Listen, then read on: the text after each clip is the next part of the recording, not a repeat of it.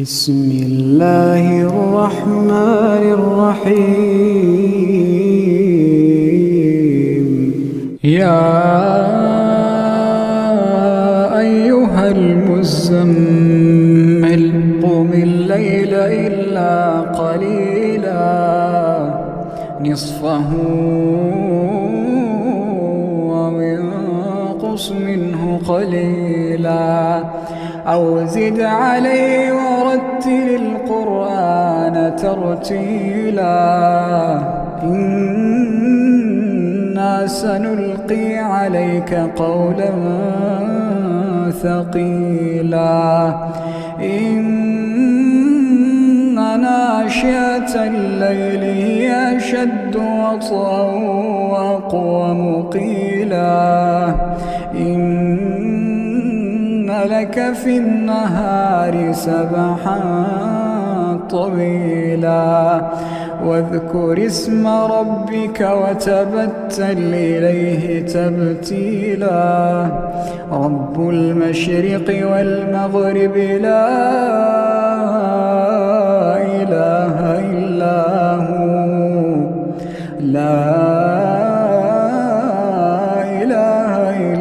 هو فاتخذه وكيلا واصبر على ما يقولون واهجرهم هجرا جميلا وذرني والمكذبين أولي النعمة ومهلهم قليلا وذرني والمكذبين أولي النعمة ومهلهم قليلا إن لدينا أنكالا وجحيما وطعاما ذا غصة وعذابا أليما يوم ترجف الأرض والجبال وكانت الجبال كثيبا مهيلا إنا أرسلنا إليكم رسولا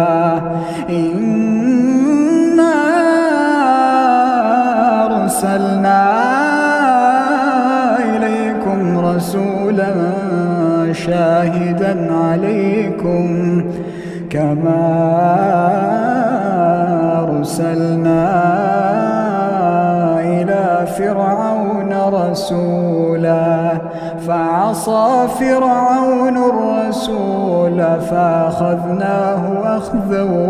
وبيلا فكيف تتقون إن كفرتم يوما يجعل الولدان شيبا السماء منفطر به كان وعده مفعولا إن هذه تذكرة فمن شاء اتخذ إلى ربه سبيلا إن ربك يعلم أنك تقوم أدنى من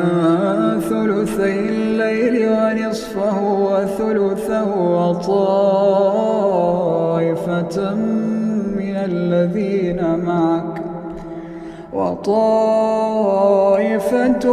الذين معك والله يقدر الليل والنهار علم أن لا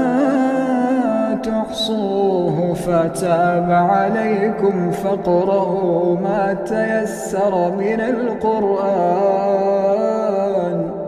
علم أن سيكون منكم مرضى وآخرون يضربون في الأرض يبتغون من فضل الله وآخرون يقاتلون في سبيل الله فاقرؤوا ما تيسر منه وأقيموا الصلاة وآتوا الزكاة وأقرضوا الله قرضا حسنا وما تقدموا لأنفسكم من خير تجدوه عند الله هو خيرا وأعظم أجرا واستغفروا الله